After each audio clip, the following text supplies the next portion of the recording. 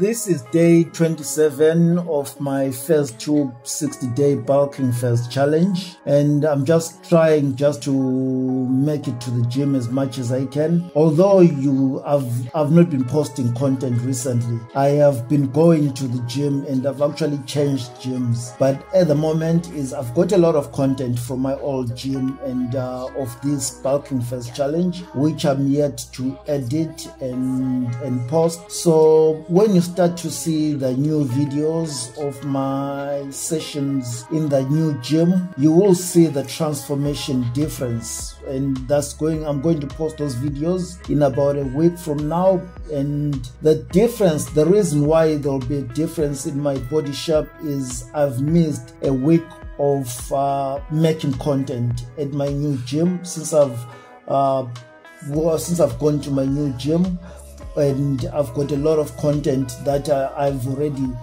made from my old gym. So from now onwards, I'll try to make as much content as I can, and I've got a lot of content as well of exhibitions in China. I've been to 2 conferences and I've been to 2 exhibitions.